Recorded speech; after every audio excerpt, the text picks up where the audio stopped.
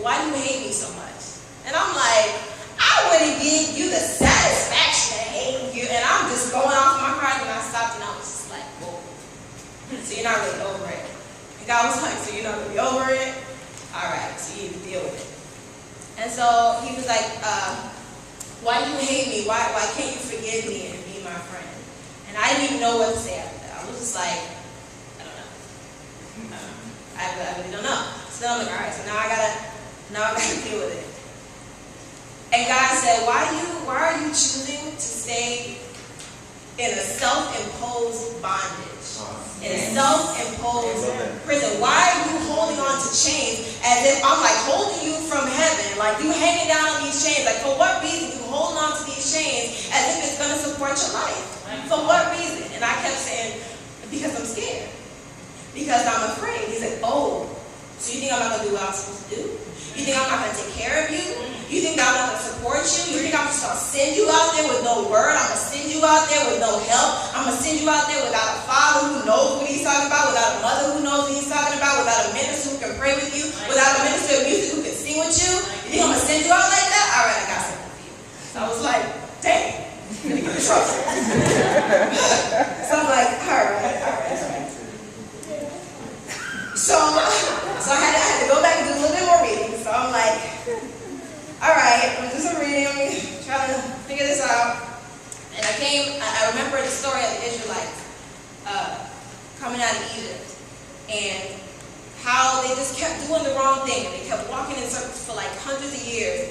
And they just complaining like, when we were back in Egypt, we had leeks and onions, and we had this, and we had hot sausages, and we had all this stuff back in the day. He's like, yeah, but y'all behind was locked up, working in the sun, you're already black. Like, but you complaining about leeks and onions? I got you leeks and onions. And God was just like, please, okay, but I digress. So I'm complaining about how my life is, and I don't have anybody and everything. And he's like, yeah, but you ain't dealt with the first chapter that you still have not closed. You still acting like you hate this man. So let's deal with that first. So I'm looking through the Bible, and I came across Genesis 22. Abraham tested, and it's a story about how Abraham was given a son. He prayed years and years and years and years, and he was old as dirt before he finally. He was old as dirt before he finally got his son Isaac. And then one day, God said, Abraham, and he said, here I am. And God said, take your son, your only son whom you love, Isaac, and go out to the region of Moriah. Sacrifice him there as a burnt offering on a mountain I will show you. Early the next morning, Abraham got up and loaded his donkey. He took with him 2 of his servants and his son Isaac. When he had cut enough wood for the burnt offering, he set out to the place God had told him about. On the 3rd day, Abraham looked up and saw the place in the distance. He said to his servants, stay here with the donkey while I and the boy walk over there. We will worship, and then we will come back to you. Abraham took the wood for the burnt offering and placed it on his son Isaac. He himself carried the fire and the knife. As the two of them went together, Isaac spoke up and said to his father, Abraham, Father? Yes, my son, Abraham replied. The fire and the wood are here, Isaac said, but where is the lamb for the burnt offering? Abraham answered, God himself will provide the lamb for the burnt offering, my son. And the two of them went together. When they reached the place God had told him about, Abraham built an altar there and arranged the wood on it. He bound his son Isaac and laid him on the altar, on the top of the wood. Then he reached out his hand and took the knife to slay his son. But the angel of the Lord called out to him from heaven, Abraham, Abraham. Here I am, he replied. Do not lay a hand on the boy, he said. Do not do anything to him.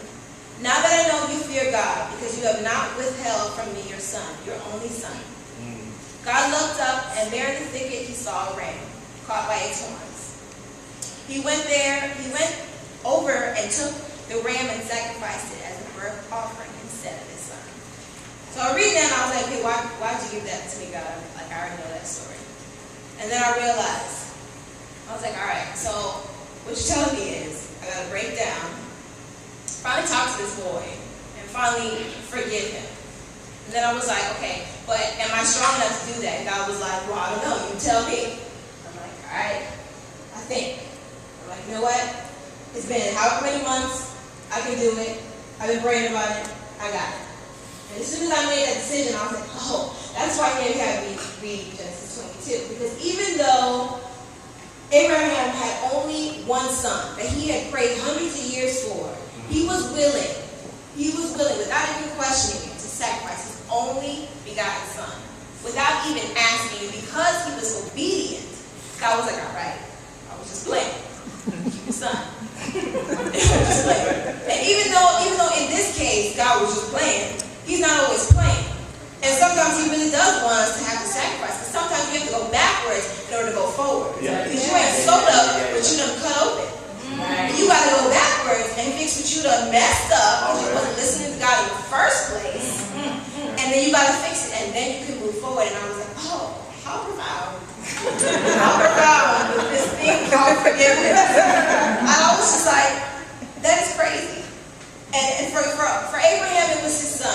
But some of the things that we covered and some of the things that we are so attached to, our reputation, our pride, our financial stability, our security, some of these things that we're holding on to, and we don't want to let them go for fear that we might fall, for fear that God is not going to support us. But as soon as you let go of that pride, as soon as you let go to everything that you hold on to your tithe, as soon as you let it go, God's like, I got you. Good job. I got you.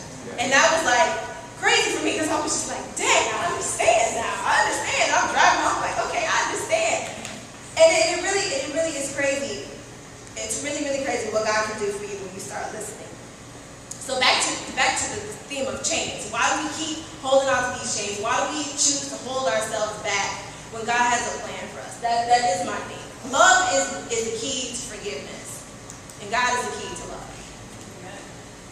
So in closing, Galatians 5, it is for freedom that Christ has set us free. Stand firm then and do not let yourselves be burdened again by the yoke of slavery. Don't put yourself in slavery. Don't put yourself in a position where you have to hold on to something that at the end of the day is not going to matter. That's right.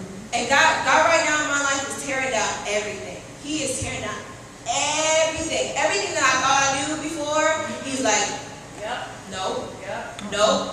Everything that was solid before, he's like, nope, and he's tearing it all down. I kid you not, And he said this altar, because he is tearing down everything. He's like, I don't want you to hold on to nothing but me. Not nothing. Not nothing. Not no chains, not no man, not no woman, not your mama, your dad, your sister, your cousin. I don't want you to hold on to nothing but me. If you're going to be 22-year-old and be like, yo, I get that, it's crazy. I get that. And I promise God, when he finally gave me this word, he was like, so you told me that you didn't have nothing to tell the people, but I bet you know now.